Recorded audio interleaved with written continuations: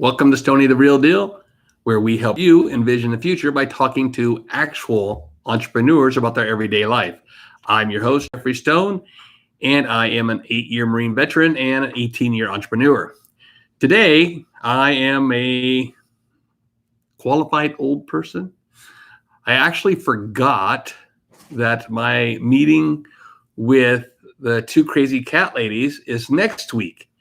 And last week, I was supposed to be interviewing Narendra Kahlon of a trucking company, and unfortunately, he had a schedule change. So this is kind of good for me because this shows you, and I make a lot of mistakes because I'm kind of learning. This is a new thing for me, so I think this is nice because this is how you learn about entrepreneurship. I never dreamed I'd be sitting in front of people talking about, hey, they want to open a business and what's the direction to go and things along that nature and why they started their own business. So what I thought I would do, as most of my friends would say, is I am a talker. So I'm going to spend the next 21, 22, 23 minutes just really talking about my background and why I'm actually doing this. So if you can, click that like button. And if you haven't subscribed, subscribe now to Stoney the Real Deal so you can watch me interview a lot more entrepreneurs.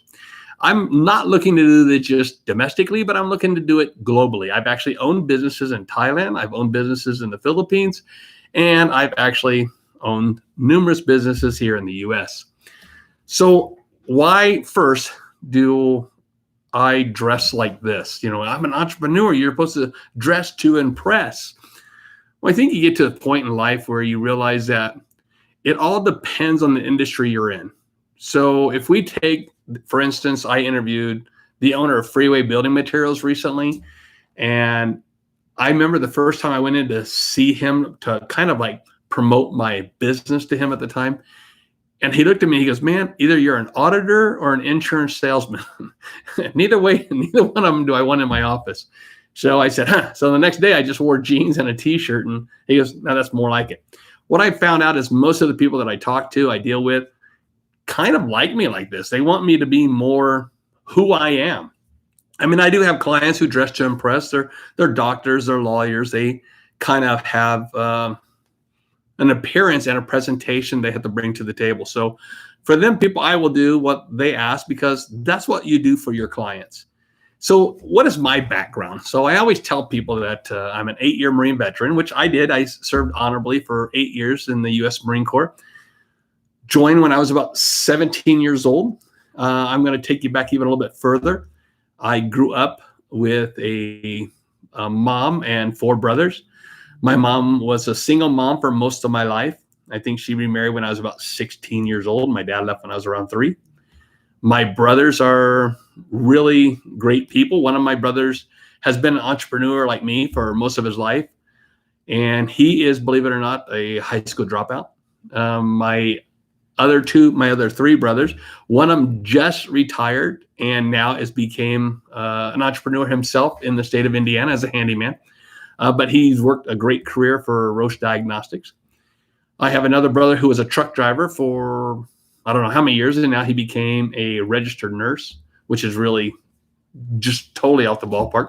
And my brother that I always thought would be the smartest of us all, he probably still is. He's just a very simplistic guy. He doesn't need a lot of things. He doesn't need anything to make him happy. What makes him happy is just being him. So, which is I respect.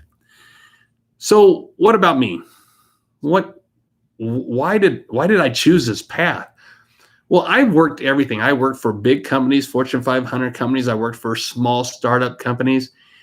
And I have spent numerous hours working for other people. My last job was the director of finance for a medical device company. And I think I was working close to, I want to say 12 hours a day, sometimes 7 days a week. And believe it or not, we had inventory issues. So I had a responsibility of about $300 million for the inventory that I had to take care of. And one day I just woke up and said, if I'm going to spend that many hours, why don't I just work for myself? And I went home and told my ex-wife at that time that, hey, this is what I'm going to do. And she looked and said, go for it.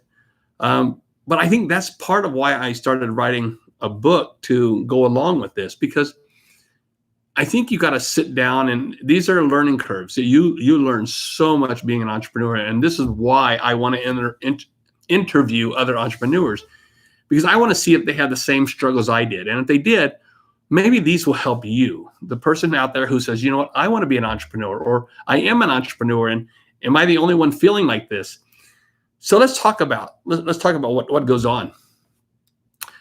Well, when you become an entrepreneur, you usually, for me, I started from scratch. I literally went out, rented an office, which was about 504 square feet, I believe it was. It was in a courthouse in Moreno Valley. I had two tiny little offices and a little reception area, and I started a staffing company. Originally, that wasn't my direction. I originally wanted to start a headhunter position, and I talked to my ex about it, and she said, what do you know about it? And I said, what's so difficult about headhunting? Obviously, I was more than imaginable wrong. There's a lot involved in being a headhunter. And actually, I didn't even do well at it. I sucked at it. I literally could get no clients for that. What I did was fell into a different career, which became more of a staffing agency, where I help people find jobs and put people to work in temporary assignments that potentially would become permanent or long-term. So I did this. I started in 2003, and I picked up some nice clients. About September 2003, I picked up one of my first biggest clients in April of 2003. And at my first year, I did almost $1 million. So in revenue. So people look and say, well, that's impressive. Well, the next year I did 12 million. The year after that, I kind of partnered with the guy, and then we split that. So that's the other thing. You're going to get into partnerships that some work, some don't. So you got to think about what you want to do. I've been through a lot of the struggles that an everyday entrepreneur is going to go through. I woke up every day, 6 a.m. I used to go to the gym a lot. Not so much anymore. Thank you very much. But I used to go to the gym a lot, and I would work out. And then after that, I'd go to the office, and I would work until 7, 8, 9 o'clock at night. I'd go home. I'd go to sleep. I'd wake up, and I'd do it again. And I went from one office to 2 offices to 3 offices to 4 offices to 5 offices. That when I actually sold the company in 2006, I had went from 0 to 6 offices, from 0 revenue to somewhere in the neighborhood of about $7 million on average a year.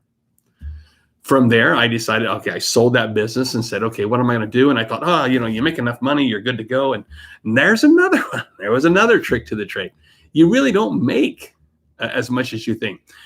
You have so many expenses when you get into business that you never realize. You've got to market. You got to get marketing out there. You mean business cards, paper. You need, if you're, people say, well, you have to have inventory. Well, it depends on what you sell. I guess you would say that my inventory was people, because I put people to work. But that in itself was another struggle. But each one of these things you learn as you go. You start small, you grow big, you get bigger, and you get to a point where I think the largest I've ever had it was, I had a little bit over 2,400 employees, and I was doing close to about $12 million that year in sales. Now, 2,400 employees is really my temporary employees. My in-house staff was about 17 people. And recently I got out of another business where I took it from 0 to about $6 million a year again. And this one I had close to 40 people, but I got into more of a PEO relationship where I would become a co-employer with clients. And I did this from 2003 until 2019. And in 2019, I said, okay, I'm going to back off of that. I built a payroll software. And from the payroll software, I've been doing accounting for years. So I never stopped doing that. So when you first get started, you're asking yourself, well, how am I going to survive? How am I going to make money? How am I going to pay the bills? Because these are questions you're asking yourself. As I mentioned, this is part of the book that I'm putting together. That question became very relevant at the very beginning, because at that time, my ex-wife had just become pregnant with my second child, my son. And I was working full time. We had a house payment. We had 2 car payments. And I said to myself, what was I thinking? But I still did accounting. So I could help people with basic bookkeeping. I learned how to do incorporations. I learned how to do minutes and resolutions. And so, or whatever the client would ask, I would go back, study it, learn it, and do it. That's how business is. But you get to a point where, okay, now you get to a point where you say, okay, I'm doing this, I'm doing well. In 2006, before I sold, I thought I would step back, hired a president of a company to run the business for me. I'll just act as the CEO, similar to what Jeff Bezos just did in February or January of this year by stepping down from Amazon. So I thought, okay, I can just become the CEO and let somebody else run the business. And I tried that. Little did I know that sometimes you have people problems in your business, and that becomes another thing you got to deal with. So how do you get through these struggles every day? Honestly, you wake up and you got to literally love what you do. And you know what I loved? I loved helping people. I felt good when people would get out and I'd get them a job.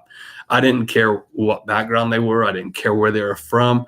I cared that they were motivated, they had initiative, they had drive, and they wanted to work. And that's really, really where I got in. If everybody remembers back in 2006, 7, and 8, so I had just sold my business. I moved to Vegas, bought a house, went through a divorce. And I said to myself, okay, what can I do? Because I'm watching all these people struggling. The housing market's crashing. People are thinking they're not going to be able to make enough money. And the government's saying, okay, we're going to extend unemployment out for a year and we're going to help people. And the first thing I thought to myself was, everyone in this world is a salesperson, whether they believe it or not. You are. You are, because if you have a significant other, you've obviously sold one person on the belief that you're the best person for them. So good job on that. You've closed that deal.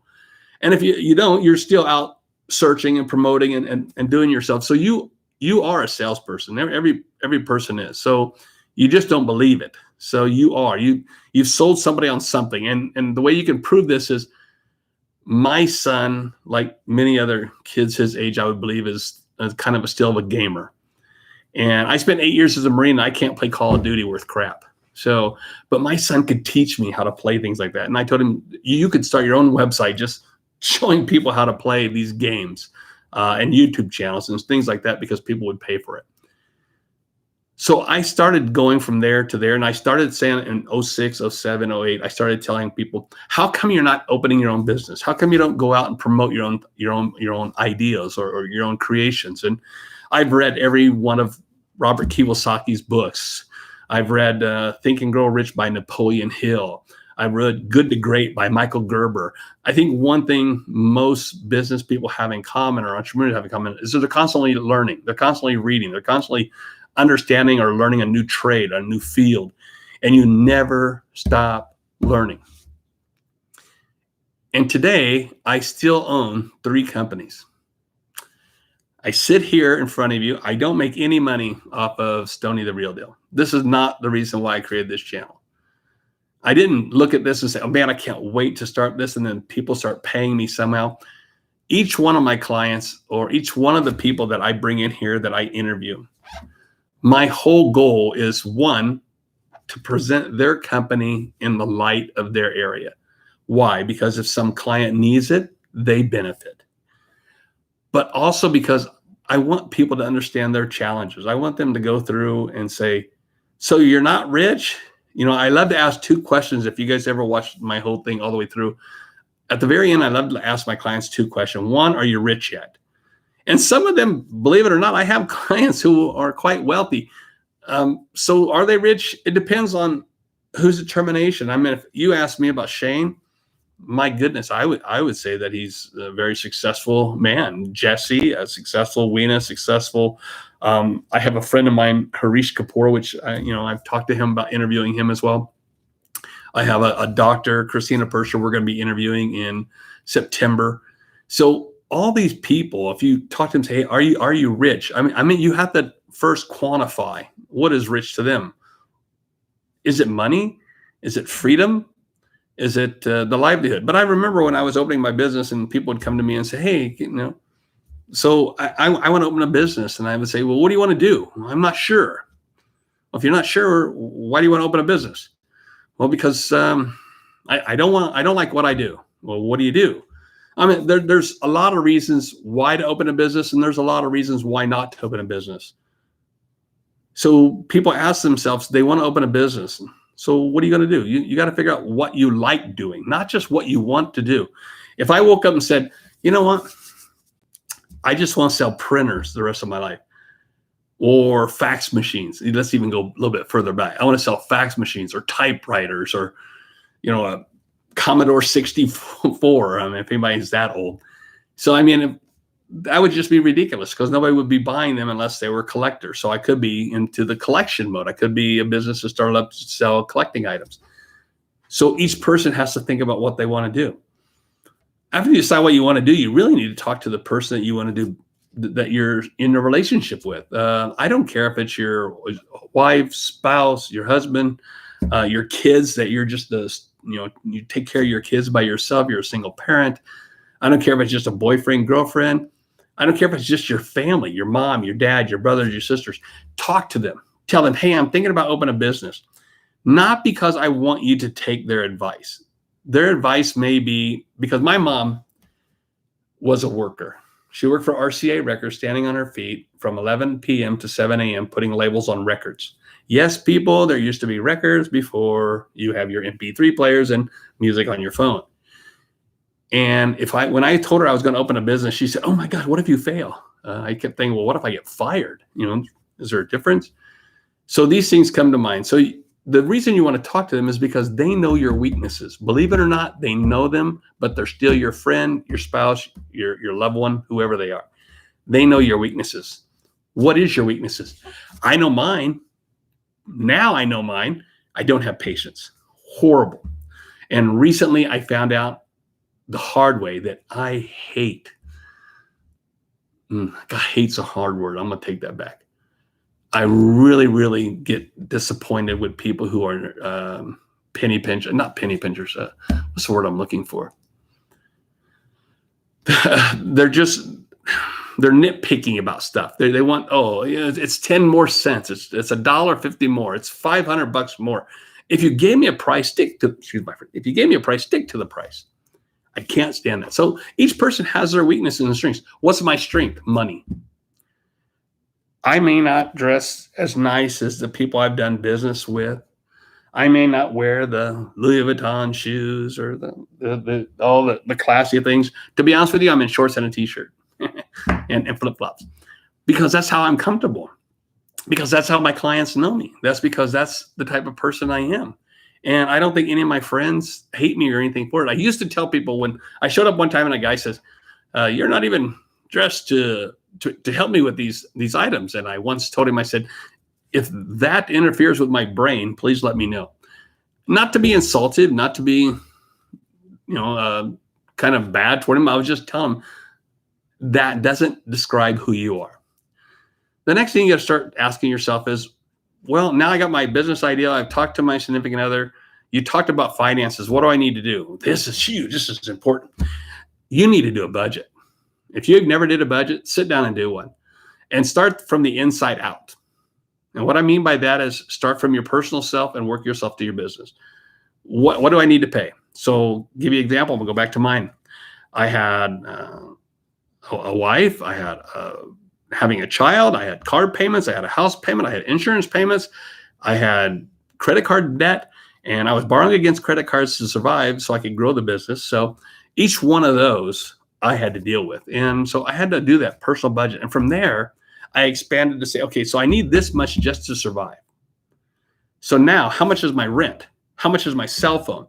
How much is, my office supplies? What if I hire an employee? How much is the employee's payroll? How much is the taxes? So that became the next component of, my business. I had to budget it out. After I got through budgeting it out, it came to the next item that you're going to run into, which is, okay, now do you understand how much time and effort is going to go into this? What do you really know about your product or business that you're going to promote and sell? So I got into staffing. Guys, I knew nothing. I knew nothing. I knew nothing about workers' comp. I knew about this thing called funding, which is how you survive in a payroll or in a lot of businesses.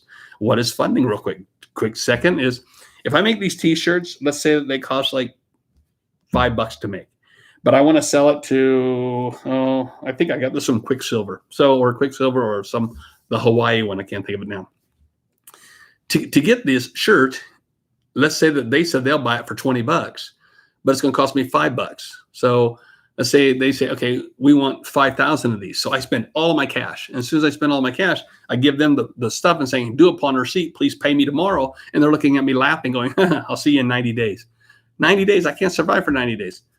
There are companies out there, believe it or not, that will actually buy your receivable.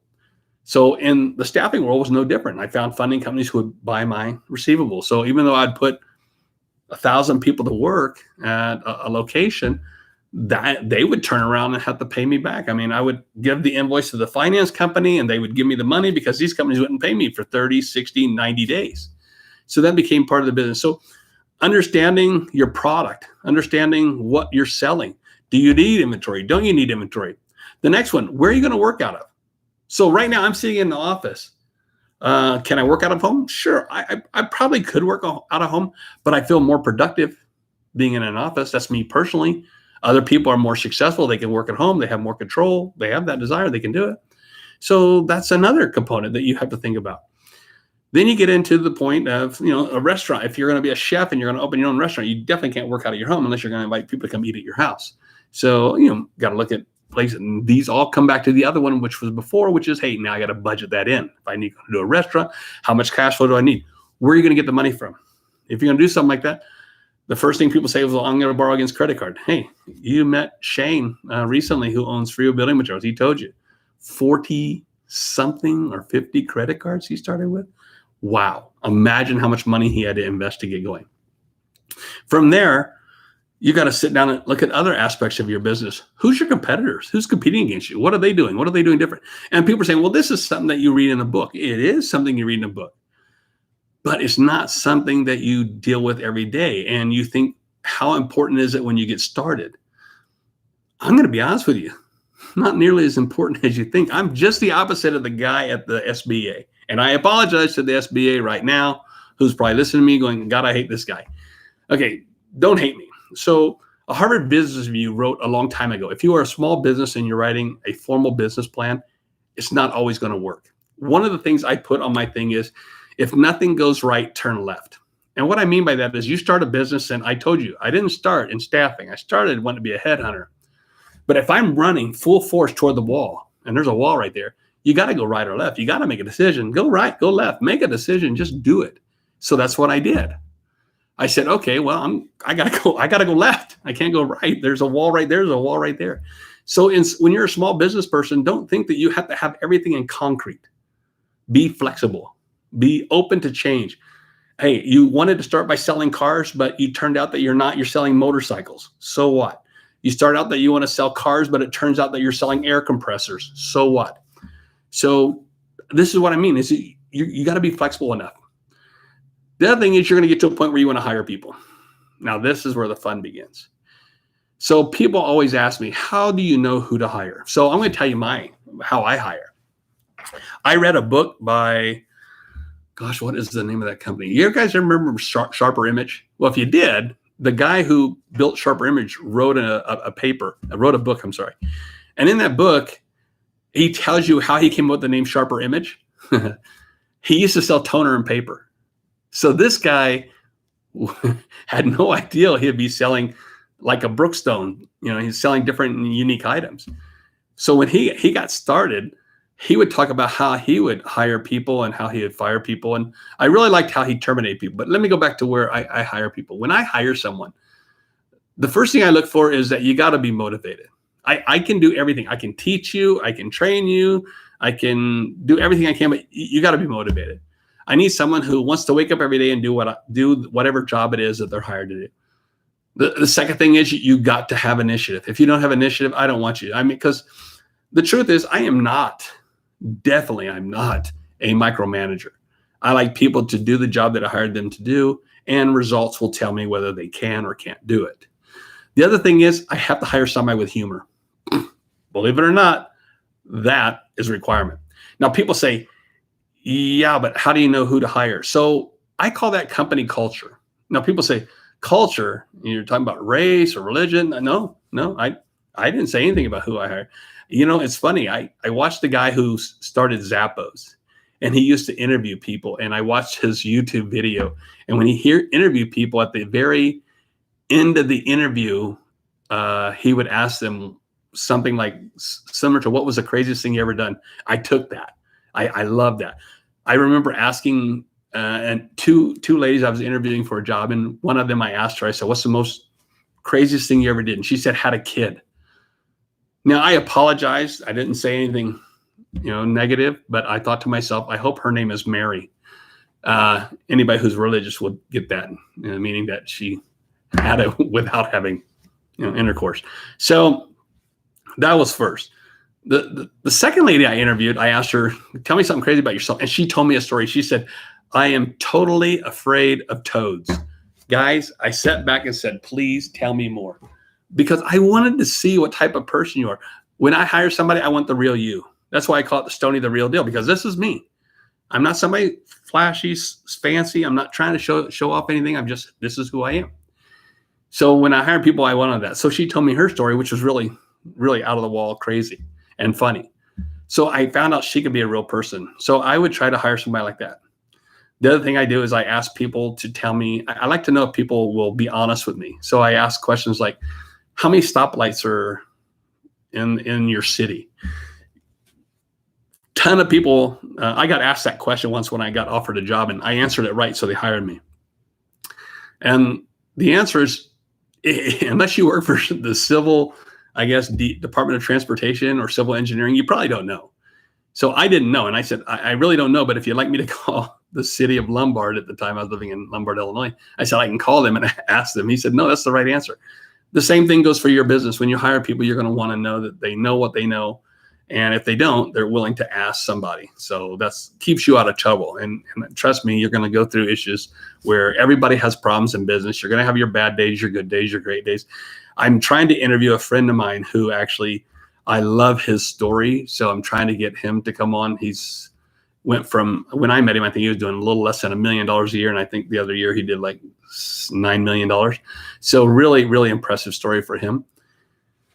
So there's just so much you're going to learn about business, and you're going to have to start from scratch and build up. And the reason I do this is because I've been through it, and I have seen so many people online right now, and no offense to anybody out there who's successful doing this, and I'm so proud of you, where people say, hey, if you help us, we're going to help you make millions of dollars. All you got to do, and they show you these checks and you're going to be rich and everything like that. Guys, I pray that happens for you. But most of the people I've dealt with, small business entrepreneurs, not your Jeff Bezos, your Bill Gates, or your Elon Musk, or anything like that, but you're the small guy, the small entrepreneur who helps keep America running every single day. These people, they're me. They just chose a different path. They said, instead of being an employee, I want to be a business owner. Whether they're self-employed or whether they're actual business owner, meaning they have employees, they have staff, they have product. A self-employed can be the same thing. He just doesn't have employees, which he's very lucky. I mean, because that's another avenue you do. But at the same time, you're self-employed, you wear multiple hats. You get to a point where you can hire people. You start taking the most busiest hat and giving that to the next guy. Michael Gerber, read that book, The E-Myth. People ask me all the time, was it about the internet? Not even close, but a really great book. So I think when you start to learn more and more about business, and you realize that I want to open my own business, this is what goes on. I wanted to interview these people because I've known some of these people for years upon years, as you could tell when I talk to them. And some of the people, I'm just getting to know them. I just want to know their story. Some are much more successful than me, and God bless them for that. But I still ask the same two questions. Are you rich? And I think, what was the last question I always ask? First question I always ask is, are you rich yet? And they look and laugh. And then I ask them, what is the best thing about being an entrepreneur? So I'm going to finish this with my story here. And maybe you guys can ask questions. Again, don't forget to subscribe and like. And if you have questions, feel free to email me. Go to the the website on there. Email me, ask me questions anytime. If you're looking to open a business, you can contact me, man. I will help you. I love that. I love it when people say, hey, I want to open my own business. Hey, if I can help you, I'm all in. I love it. So what's the best thing for me? Honestly, it's the freedom. It really is. Because when my son was growing up and his mom was working, I was the one who picked him up from school. I went on the field trips with the school. I would take him home from school. I would get him from the babysitter, take him to the babysitter. I'd get him his dinner. I felt that I got to spend more time with my child. Did I become the rich guy as everybody else out there in the marketplace? Maybe not, but each person has to choose what is wealth to them.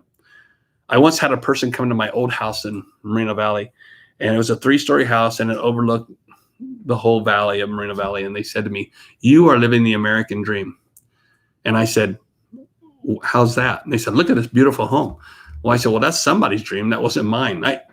I never see, your mind controls what you can do. So my belief at that point, just so you guys know, was I thought everybody can own a home. So when people out there right now are saying, I can't. If you keep saying you can't, you won't. I'll put it to you in that fashion. I've actually went up to a lady her kid was saying that she wanted this. And I remember my story when I was a kid, because I used to ask my mom, "Can I get this?" And she said, "We can't afford it. We can't afford it. We can't afford it." Can I teach you one thing that I've learned throughout 18 years? And I do this to my son. I will never do this to my son, my daughters, never. If they say we can't afford it, I never use that term. What I will tell them is, how can we? Change your sentence, change your outcome. All right. Guys, I've taken up 31 minutes of your time, which is a lot more than I normally should. So I apologize, but I just want to get my story out there. If you have questions, feel free to ask me. I'll get into more of the accounting, the tax benefits, and corporations, how to incorporate, what's the difference between a sole proprietor, a corporation, an LLC, and I'll talk a little bit more about the IRS, because even a lot of people who deal with business still have IRS issues, and how you get to deal with those and how that helps you. And Robert Kiyosaki's always saying, and I love this, he says, as a business owner, you make money, spend money, then pay taxes. As an employee, you make money, pay taxes, then spend whatever's left over. So that is a very great analogy of why I do what I do. Guys, thank you very much for your time. I appreciate it. If you have any questions, feel free to, again, email me. Please click the like button, hit the subscribe, and watch me interview more entrepreneurs. I got a couple great ladies I'm interviewing next week. I don't know if they'll both be here, but one of the owners will be here. And after that, I'm getting them all lined up. And I like to do them on Wednesdays, but sometimes I have to deal with my clients the same way as an entrepreneur. If you get your business going, you got to deal with your clients. So have a great day. Look forward to seeing you next week. We'll be doing it next Thursday again, not on Wednesday, due to the fact that the ladies I'm interviewing, they have their own web channel that they host on Wednesday nights.